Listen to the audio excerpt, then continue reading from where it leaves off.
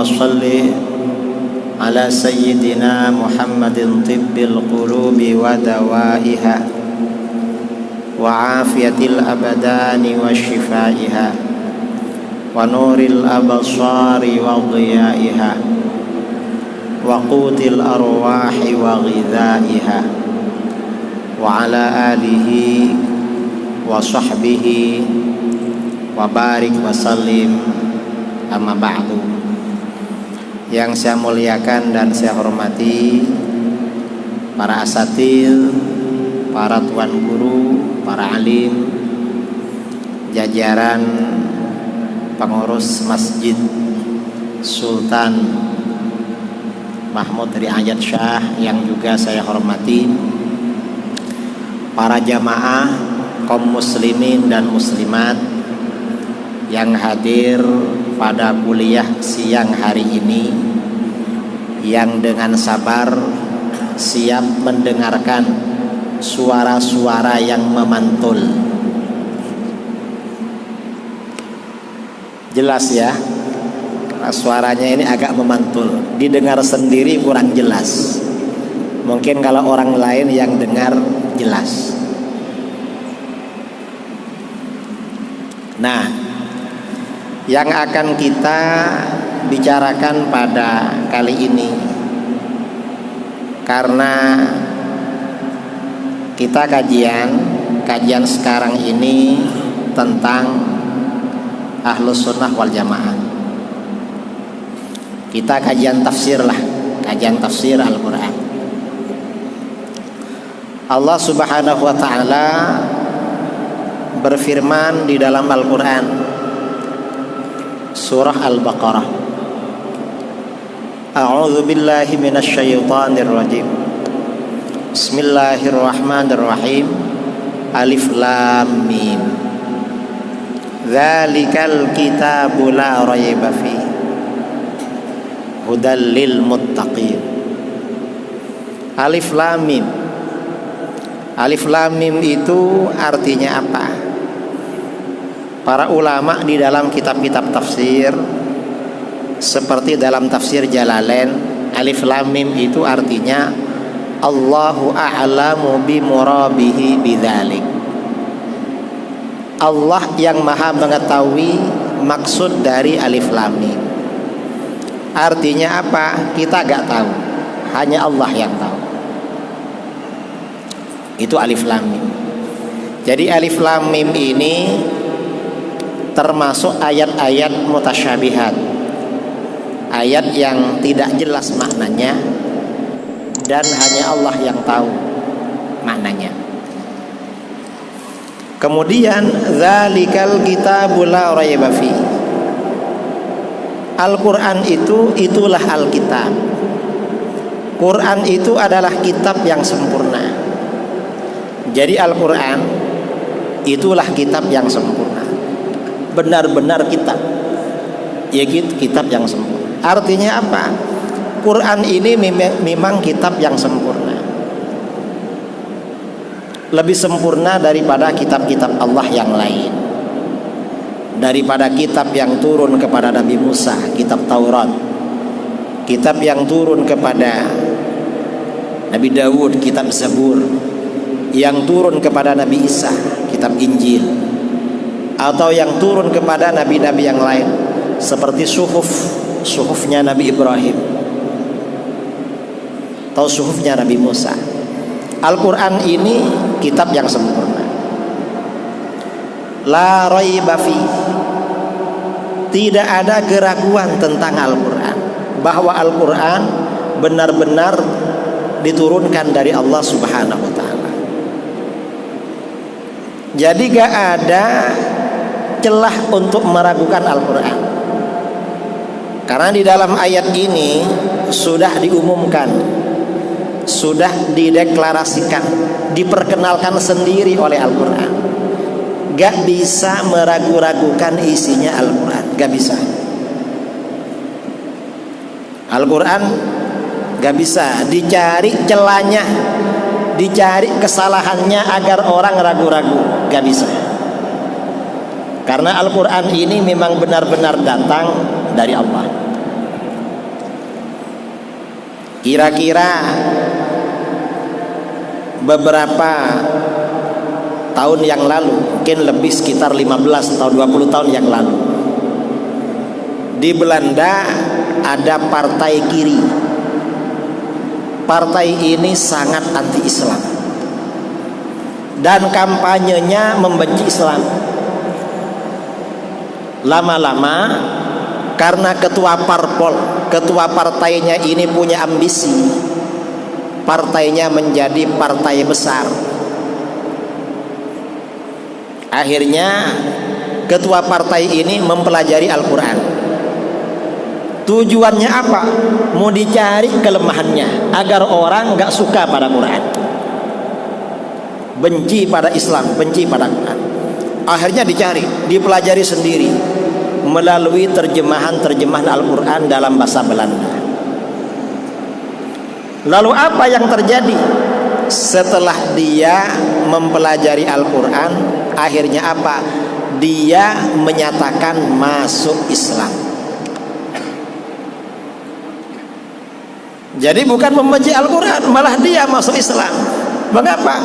Quran gak bisa dicari kelemahannya, yang mencari malah yang tampak kelemahannya. Ini di Belanda. Di Amerika Serikat, ya, di Amerika ketika Presiden Nixon ini suatu ketika mau berceramah tentang Islam, dia panggil profesor penasehatnya. Presiden itu biasanya akan punya penasehat, dan penasehat ini yang menyusun konsep ceramah presiden.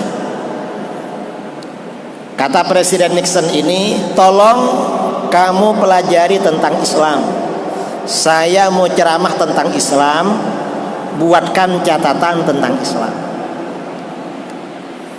Akhirnya profesor ini mempelajari Islam. Setelah mempelajari Islam dapat beberapa minggu dan menyusun ceramah yang akan disampaikan oleh presiden, dia bilang apa? Pak Presiden, saya sekarang sudah masuk Islam karena Bapak menyuruh saya mempelajari Islam. Saya mau Islam sekarang. Lama-lama ada calon doktor Yahudi. Dia seorang dosen, profesor ya, profesor doktor. Kalau di Amerika PhD atau PhD. Nah, ada orang Yahudi akan meneliti undang-undang warisan di Amerika. Karena profesor ini sebagai pembimbing disertasinya, dia tanya pada calon doktor Yahudi ini, kamu mau belajar apa? Saya mau meneliti tentang undang-undang warisan Amerika Serikat, Prof. Ditanya, ada berapa jilid undang-undang persoalan waris di Amerika? Oh sekian, tebal sekali rumusan warisan undang-undang Amerika. Lalu kata profesor itu, kalau kamu saya kasih rumusan bahwa rumusan warisan itu tidak sampai 1 halaman, kamu mau apa enggak? Apa itu, Prof? Oleh profesor ini dikasih beberapa ayat yang menerangkan hukum warisan di surat An-Nisa. Ini rumusan warisan, enggak sampai 1 halaman. Coba kamu teliti. Calon doktor Amerika tadi yang agamanya Yahudi akhirnya meneliti ayat-ayat tentang warisan, tidak sampai 1 halaman. Akhirnya apa? Dapat 1 minggu dia menjumpai profesor itu. Apa kata dia? Prof, saya masuk Islam sekarang. Mengapa? Ini gak mungkin rumusan ini buatan manusia. Mengapa? Gak sampai satu halaman, tapi semua ahli waris kena, dan sesuai dengan aspek keadilan. Ini Al-Quran, saudara.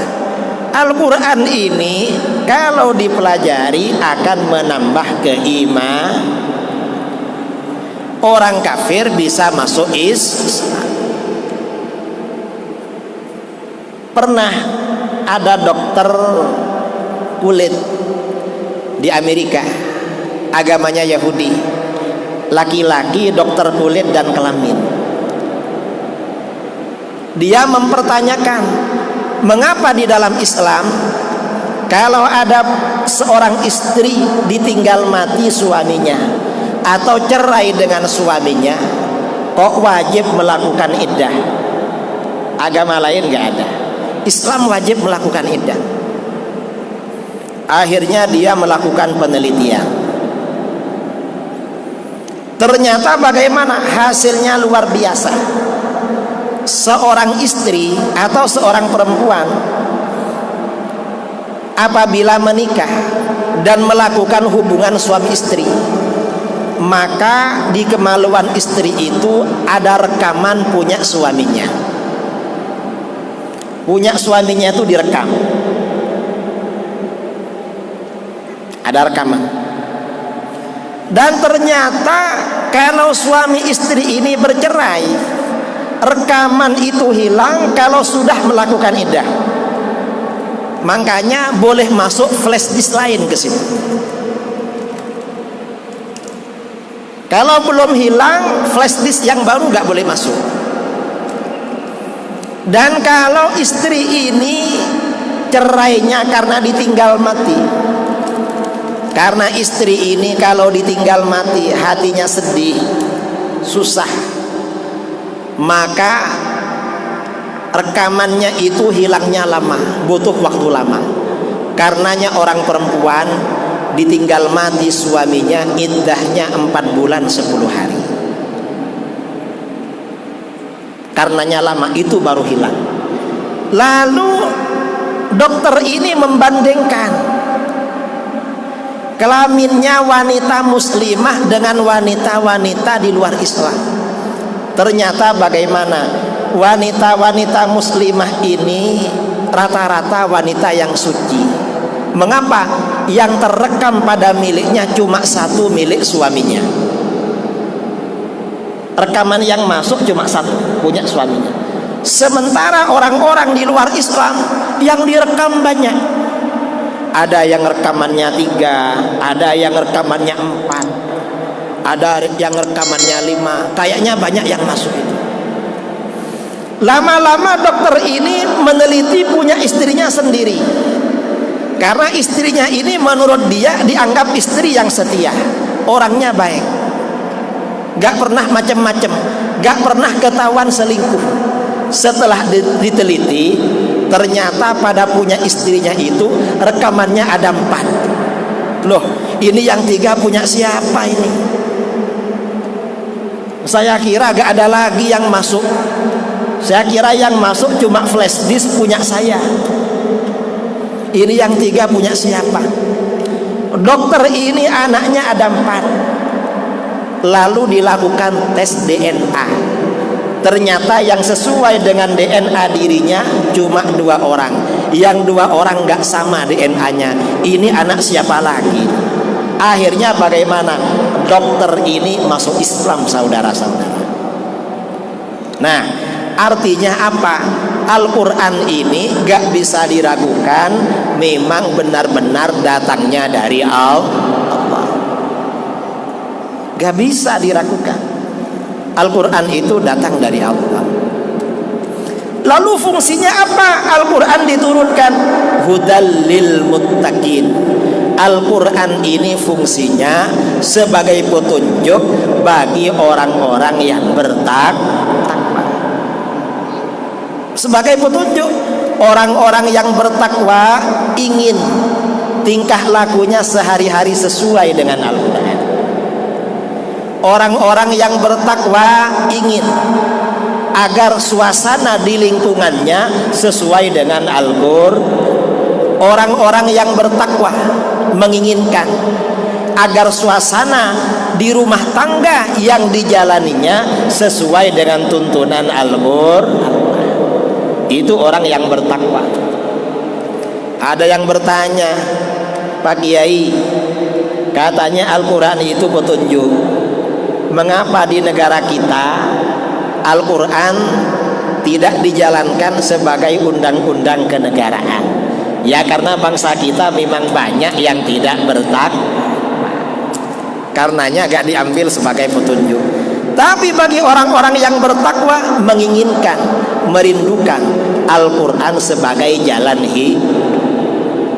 Itu Al-Quran. Karena yang mengambil petunjuk dari Al-Quran hanya orang-orang yang bertakwa.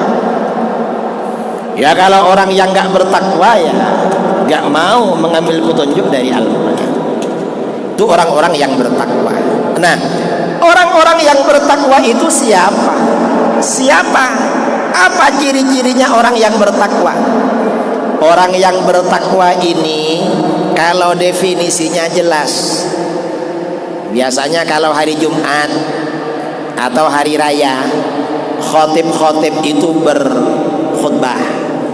Ma'asyiral muslimin, marilah kita tingkatkan bersama-sama ketakwaan kepada Allah Subhanahu wa ta'ala. Apa bertakwa itu? Bertakwa artinya menjalankan perintah-perintah agama, menjauhi larangan-larangan agama. Kan begitu? Semuanya sepakat. Cuma ciri-cirinya apa orang yang bertakwa itu?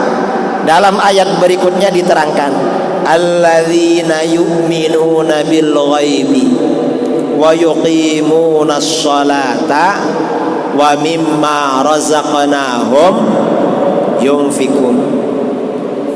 Orang-orang yang bertakwa adalah pertama, alladzina yu'minuna bil ghaib, mereka yang beriman pada perkara gaib. Apa perkara gaib itu? Perkara yang tersembunyi. Tersembunyi dari apa? Perkara-perkara yang wajib diyakini adanya tapi tak kelihatan oleh mata, tak kedengaran telinga, tak tersentuh oleh raba, tak tercium oleh hidung. Itu namanya perkara gaib. Beriman kepada Allah termasuk beriman kepada perkara gaib. Kita gak pernah melihat Allah, tapi wajib beriman. Beriman kepada adanya para malaikat termasuk beriman kepada perkara gaib. Mengapa gaib? Gak pernah kelihatan. Beriman kepada adanya jin, adanya setan, beriman kepada perkara gaib. Gak pernah kelihatan. Ya banyaklah perkara-perkara gaib itu banyak.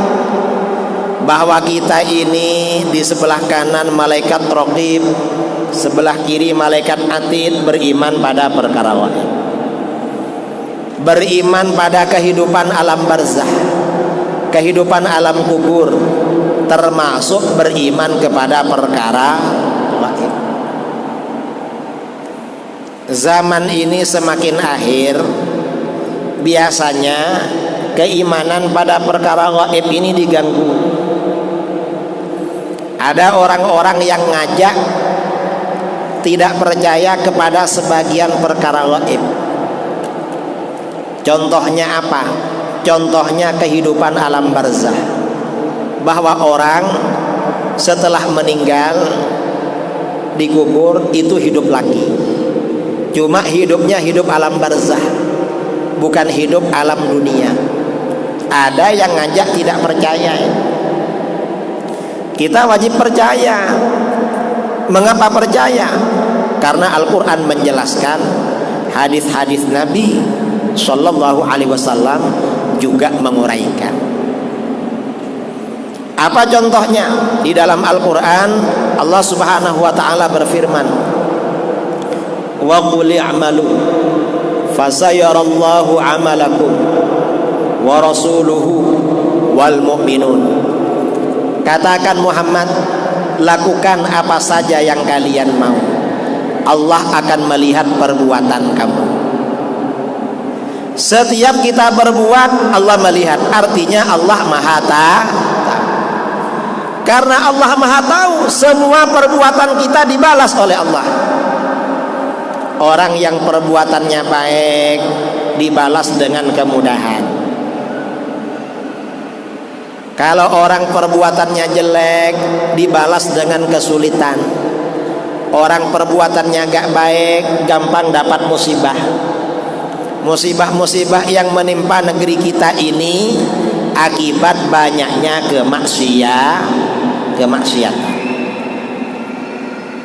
kemaksiatan. Orang ini kalau berbuat jelek dibalas musibah oleh Allah. Tapi banyak yang gak dibalas, dimaafkan oleh Allah. Ma asabakum min musibatin fabima kasabat aydikum wa ya'fu an katsir. Musibah-musibah yang menimpa kamu itu sebab apa-apa yang dilakukan oleh kamu, dan banyak yang diampuni oleh Allah. Ada orang bermaksud berbuat jahat dalam hatinya, tapi gak terlaksana, dibalas oleh Allah. Apa balasannya? Gak ada ombak, gak ada angin, gak ada apa-apa, tiba-tiba hatinya galau, tiba-tiba hatinya susah. Itu berarti ada kemaksiatan yang terbersit dalam hati, gak sempat dilakukan, dibalas. Gak sempat terlaksana, tiba-tiba sedih. Makanya hati-hati kalau bermaksud jelek, bermaksudnya segera hentikan. Loh, nanti tiba-tiba galau, dibalas oleh Allah. Karena Allah Maha Tahu. Wa rasuluhu, Rasul juga tahu perbuatan kamu. Rasul ini tahu perbuatan kita. Maksudnya Rasul tahu perbuatan kita. Apakah hanya berlaku ketika Rasul dulu masih hidup? Orang-orang yang datang menghadap Rasulullah, kadang orang kafir menghadap Rasulullah, pembicaraannya di belakang diungkap pada dia. Akhirnya apa? Masuk Islam. Rasulullah tahu itu. Karena Rasulullah tahu ketika Rasulullah masih hidup. Apakah hanya berlaku ketika masih hidup? Enggak, kata para ulama. Sampai sekarang Rasulullah tahu perbuatan kita. Makanya ketika menafsirkan ayat ini, para ulama di dalam kitab-kitab tafsir, misalnya tafsir Ibnu Katsir, menyampaikan hadis sahih riwayat Imam Al-Bazzar dari Anas bin Malik radhiyallahu anhu. Rasulullah sallallahu alaihi wasallam bersabda, hayati khairun lakum tuhditsuna wa yuhdatsu lakum. Aku ini hidup baik buat kamu. Mengapa baik? Kalian berbuat sesuatu, maka solusinya disampaikan melalui aku. Hukum-hukumnya disampaikan melalui aku. Pada masa Rasulullah, para sahabat itu tanya hukum, tanya Rasulullah. Gak punya yang mau dimakan, minta solusi pada Rasulullah. Gak punya jodoh, minta dicarikan pada Rasulullah. Apa saja dulu, sakit gak sembuh-sembuh, minta tolong Rasulullah. Rasulullah dulu begitu. Makanya para ulama, para kiai, para ulama ini karena mereka warasatul anbiya, orang yang bertamu itu macam-macam. Orang yang bertamu sama kiai kadang-kadang mau mengundang, kadang-kadang memondokkan anaknya, kadang-kadang cari jodoh. Saya orang-orang bertamu ke rumah, pernah rombongan satu mobil, suami istri sama anak-anaknya, menantunya, anak-anaknya datang semua. Apaan nih? Ada apa? Setelah ditanya Pak Kiai, ada hajat katanya. Hajatnya siapa? Putri saya Kiai. Kenapa? Sudah waktunya menikah belum ketemu jodoh. minta tolong diruqyah kiai, ruqyah biar cepat dapat jodoh.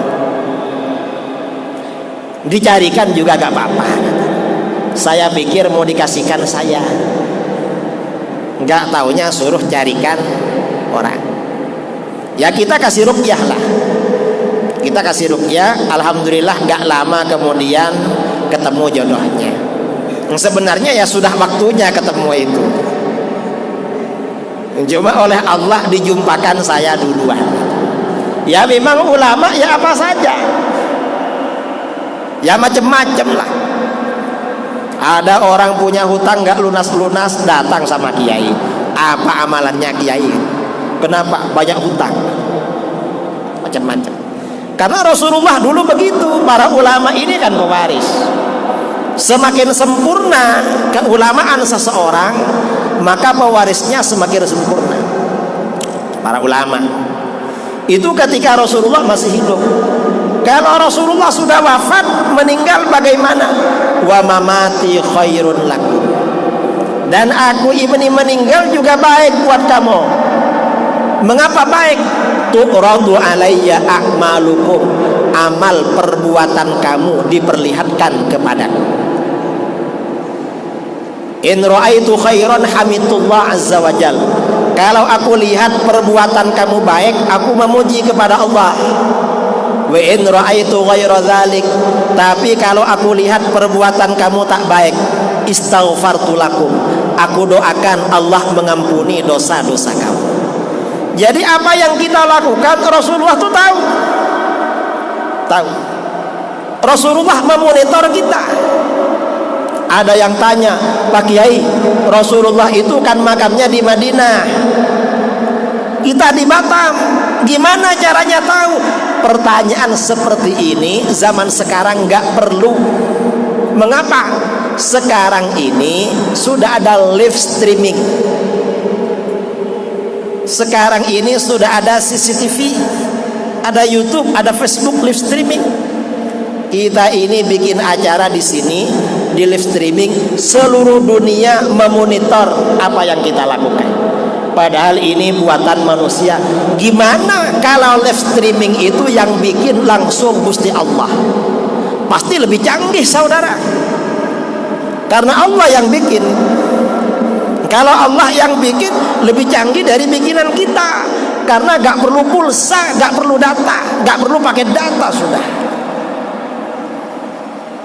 sudah unlimited. Kalau Allah yang bikin gak perlu.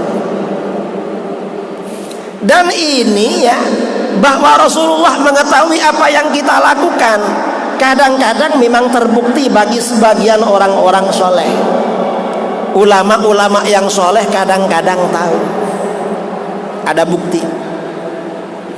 Pada masa ulama salaf, ada ulama besar ahli hadis,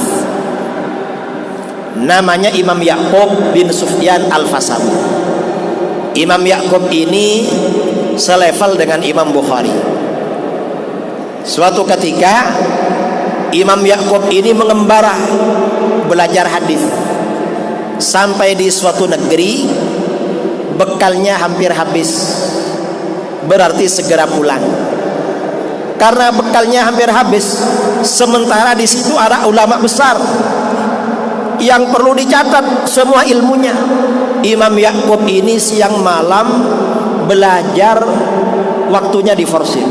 Kalau siang belajar terus menerus, kalau malam gak tidur mencatat hasil pelajarannya selama sehari. Berhari-hari gak tidur. Karena berhari-hari gak tidur, sampai suatu malam tiba-tiba kedua matanya mengalir air mata, lalu suasana menjadi gelap, beliau menjadi buta. Karena menjadi buta, beliau menangis, ya Allah, saya ini buta. Gimana buta ini? Bekal hampir habis, kampung halaman jauh, gimana caranya pulang? Makannya gimana? Lalu gimana pelajaran saya? Catatan saya gak bisa mencatat lagi. Beliau ini sedih, galau, menangis terseduh-seduh sampai akhirnya tertidur. Dalam tidurnya tiba-tiba bermimpi didatangi baginda Rasulullah SAW. Rasulullah bertanya, Yakub, ada apa kamu menangis? Rasulullah, saya ini sekarang tiba-tiba buta, bekal hampir habis, kampung halaman jauh, dan yang lebih sedih lagi, kalau saya buta terus begini, saya gak bisa mencatat hadis-hadismu, gak bisa menyebarkan hadis-hadismu. Ini yang bikin saya risau Rasulullah. Tolong Rasulullah, gimana ini? Lalu kata Rasulullah dalam mimpi itu, sabar Yakub, kamu saya bantu. Lalu Rasulullah baca-baca sesuatu. Setelah baca-baca, ditiupkan pada mata, kedua mata Yakub Al-Fasawi itu. Setelah ditiup, Yakub, kamu nanti bangun tidur sudah sembuh dari buta. Ternyata bagaimana? Begitu bangun dari tidur, saudara-saudara sembuh dari buta dan bisa melihat lagi. Artinya apa? Aktivitas kita sehari-hari ini oleh Rasulullah sebenarnya dimonitor. Karenanya jangan nakal-nakal, karena Kanjeng Nabi melihat loh. Jangan macam-macam. Rasulullah tuh tahu. Ini dasarnya Al-Quran. Ini namanya beriman kepada perkara gaib. Kemudian dalam ayat tadi, wal mu'minun, orang-orang beriman juga tahu amal perbuatan kamu. Siapa yang dimaksud orang-orang beriman yang tahu perbuatan kita? Kata para ulama di dalam kitab-kitab tafsir, orang-orang beriman yang tahu perbuatan kita itu orang tua kita yang sudah meninggal, nenek moyang kita, paman-paman dan bibi-bibi kita, guru-guru kita, kerabat-kerabat dekat dan kerabat-kerabat jauh kita yang meninggalnya dalam keadaan beriman, itu tahu semua perbuatan kita. Kalau mereka tahu perbuatan kita, berarti mereka hidup di alam barzah. Karena tahu, kalau gak hidup gak bisa tahu. Makanya ketika menafsirkan ayat ini, para ulama di dalam kitab-kitab tafsir meriwayatkan hadis riwayat Imam Abu Ya'la. Rasulullah SAW bersabda, inna a'malakum tu'radu ala aqaribikum wa asyairikum minal amwal. Sesungguhnya amal perbuatan kamu diperlihatkan pada kerabat dekat kamu dan kerabat jauh kamu yang telah meninggal dunia. In ra'au khairan istabsyaru, kalau mereka melihat perbuatan kamu itu baik, mereka merasa senang. Loh, ini cucu saya datang ke masjid, ikut kajian agama, senang dia. Tapi wa in ra'au ghaira dzalik, kalau mereka lihat perbuatan kamu tak baik, mereka sedih dan mereka berdoa kepada Allah, ya Allah, kasih hidayah saudara aku ini, kenapa kok nakal banget di dunia. Artinya apa? Kerabat kita yang telah meninggal dunia, hakikatnya mereka itu masih cuma hidup di alam barzah. Karena masih hidup, tahu perbuatan kita, dimonitor oleh mereka, oleh Allah memang diperlihatkan pada mereka. Ini saudara-saudara, tahun 2018 saya ada undangan di Jakarta. Yang ngundang menemui saya di Jakarta. Acaranya masih lama waktu itu. Pas saya ke Jakarta ketemu sama dia. Saya tanya, Bapak ini kenapa ngundang saya? Kata dia, Pak Kiai, saya ini asalnya orang Wahabi. Sekarang sudah aswaja. Istri saya Wahabi juga Kiai. Sekarang aswaja. Kenapa ikut Wahabi? Karena orang tua kami dulu Wahabi Kiai. Jadi kami ikut Wahabi karena orang tua. Bahkan ketika melamar istri saya kuliah di Pertanian Bogor. Ketemu adik kelas yang laki-laki ini asalnya Surabaya, istrinya asalnya Samarinda, asalnya Banjarmasin. Ada adik kelas saya di bangku kuliah, karena dia mau sama saya datangi orang tuanya di Banjarmasin. Setelah ketemu orang tuanya tanya, kamu perlu apa kesini?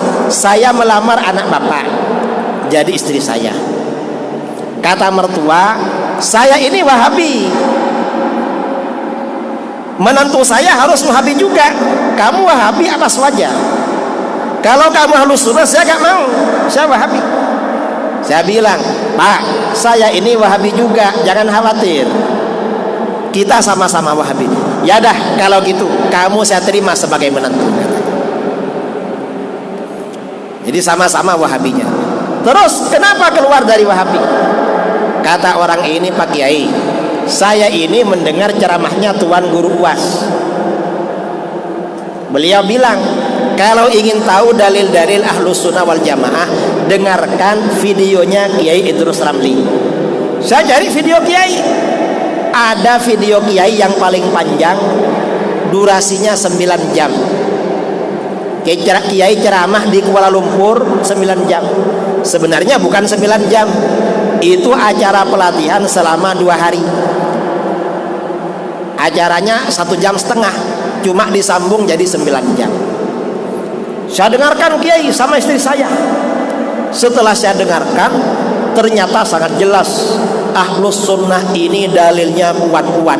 Akhirnya saya keluar dari Wahabi, ikut Ahlus Sunnah wal Jamaah. Akhirnya singkat cerita, setiap saya ke Jakarta, orang ini minta ngawal, ikut sama mobilnya ngawal mana-mana. Lama-lama tahun kira-kira 2019 saya ceramah di Bogor. Saya sampaikan dalil-dalil bahwa orang tua yang meninggal itu tahu perbuatan anaknya yang masih hidup. Ini dalilnya. Kayak ceramah tadi, selesai ceramah dalam perjalanan pulang, orang tadi bilang, Pak Kiai, apa? Ceramah Kiai itu terjadi pada saya, persis seperti yang saya alami. Terjadi gimana? Kiai, ketika saya dulu masih Wahabi, saya sering bermimpi didatangi almarhum orang tua dan mertua saya. Mereka datang ke rumah, wajahnya sedih dan tidak bahagia. Waktu saya masih Wahabi. Terus setelah saya keluar dari Wahabi Kiai, pindah aswaja, saya baca tahlil, ikut maulid, bikin kenduri dan macam-macam. Bermimpi almarhum orang tua dan mertua saya datang ke rumah, wajahnya senyum, berseri-seri, menyiratkan kebahagiaan. Betul itu Kiai. Saya tambah mantap dengan ajaran Ahlus Sunnah wal Jamaah. Ini cerita saudara-saudara, tapi sesuai dengan apa yang ada di dalam Al-Quran dan hadis. Nah, artinya apa? Di antara ciri-ciri orang yang bertakwa adalah beriman kepada perkara yang gaib. Ini ciri-ciri yang pertama. Ciri-ciri yang kedua, wa yuqimunas shalah, dan mendirikan salat. Beriman kepada perkara gaib jam cukup, tapi harus mendirikan salat. Apa yang dimaksud mendirikan sholat? Sholat tepat waktu, dan sholatnya sesuai dengan peraturan sholat. Wudhunya sudah betul. Kalau wudhunya agak betul, berarti belum mendirikan sholat. Ada yang wudhunya agak betul, banyak yang wudhunya agak betul. Apa contohnya? Kadang-kadang waktu berwudhu, ketika membasuh wajah, yang dibasuh depannya aja seperti anak-anak. Padahal ketika basuh wajah itu harus kena wajah bagian bawah. Bagian dagu ini di sini harus kena air agar wudhunya sempurna. Kalau cuma depannya aja, gak sah wudhunya. Ada lagi, saya pernah ya kemarin habis Jumat, mau sholat Jumat di Surabaya, Jumat yang sebelumnya saya mau ke Jakarta. Karena penerbangan habis Jumat, saya cari masjid sekitar bandara. Gak punya wudhu, ke tempat berwudhu. Ada anak remaja berwudhu, ternyata ketika membasuh kaki, bagian tumit, bagian belakang gak kena siram, cuma bagian depan aja. Gak sah wudhunya. Kalau wudhunya gak sah, sholatnya gak sah. Ada lagi laki-laki berwudhu juga di depan saya, orangnya sudah agak tua. Ketika membasuh tangan, siku bagian bawah gak kena, cuma di sini. Gak sah juga. Karenanya hati-hati ya, wudhu itu yang sempurna, itu yang laki-laki. Ibu-ibu kadang begitu. Saya pernah di bandara Jakarta Soekarno-Hatta, pulang dari Sumatera transit Jakarta. Pas maghrib turun ke bawah, karena di Jakarta itu tempat sholat, musola dan tempat wudhu di lantai bawah, lantai atas ruang tunggu. Karena antrian wudhu, di depan saya ada dua cewek, dua perempuan. Namanya orang perempuan. Orang perempuan itu kalau mau pergi kemana, biasanya wajahnya dikasih bedak, dikasih lipstik. Dua orang perempuan ini berwudu, dan ketika berwudu saudara-saudara, bedaknya tidak dibersihkan dulu, lipstiknya gak dibersihkan dulu, langsung aja dibasuh. Selesai wudu, bedaknya dan lipstiknya masih ada. Saya ngomong, saya sampaikan pada mereka berdua, Mbak, wudunya gak sah loh. Loh kenapa Pak? Itu bedaknya, Mbak masih cantik, masih cantik. Orang berwudu, bedak, lipstik dibersihkan dulu, baru berwudu agar air langsung menyentuh kulit. Mbak ini airnya gak nyentuh kulit. Ternyata dua Mbak ini cuma senyum-senyum, senyum-senyum aja. Habis itu saya berwudu, selesai berwudu, saya menjadi imam sholat. Ternyata dua mbak itu ikut sholat juga, bermakmum pada saya. Itu gak sah. Itu namanya tidak mendirikan sholat. Dan itu namanya gak bertakwa. Karena bertakwa itu ciri-cirinya juga mendirikan sholat. Dan sholat yang baik. Jangan terburu-buru kalau sholat. Karena orang sholat itu berarti berbincang-bincang dengan Allah. Saudara kalau berbicara dengan kawan, kira-kira bicaranya cepat apa sedang? Sedang kan? Coba kamu bicara sama kawannya, bahasanya cepat seperti kamu cepat dalam sholat. Kira-kira kamu dianggap apa sama orang? Padahal sholat itu menghadap Allah. Makanya menghadap jangan cepat-cepat, santai aja. Berbicara agar sopan pada Allah. Itu namanya mendirikan sholat. Yang terakhir, diantaranya, belum terakhir sebenarnya, ini agak panjang. Wa mimma razaqnahum yunfikun. Dan dari sebagian apa yang kami berikan rizki kepada mereka, mereka nafkahkan, mereka belanjakan. Ini peraturan zakat dan juga anjuran untuk bersedekah. Artinya apa? Orang yang bertakwa itu senang menunaikan zakat dan juga senang bersedekah. Ini saudara-saudara, ciri-ciri orang yang bertakwa yang akan menjadikan Al-Quran sebagai petunjuk, sebagai jalan dalam kehidupan sehari-hari. mudah-mudahan kita ini termasuk, mudah-mudahan Allah memberikan hidayah kepada kita sehingga kita diberi kekuatan menjadi orang-orang yang bertakwa. Amin Allahumma amin. Saya kira ini yang perlu saya sampaikan, karena suaranya memantul-mantul membuat pembicara cepat lelah. Ya gak apa-apa lah, semoga pendengarnya tidak lelah, tapi jelas ya kedengaran. Ibu-ibu jelas dengarnya. Tapi kalau ibu-ibu insya Allah jelas, karena pakai kerudung. Yang bapak-bapak ini gak ada, kan dipegangkan telinganya. Yang bapak-bapak karena gak pakai kerudung, khawatir pantulannya masuk. Mudah-mudahan bermanfaat. Amin Allahumma amin. Sebelum kita tutup, mungkin ada yang mau bertanya. Waktu saya kembalikan kepada MC memimpin jalannya tanya jawab. Dari saya, assalamualaikum warahmatullahi wabarakatuh.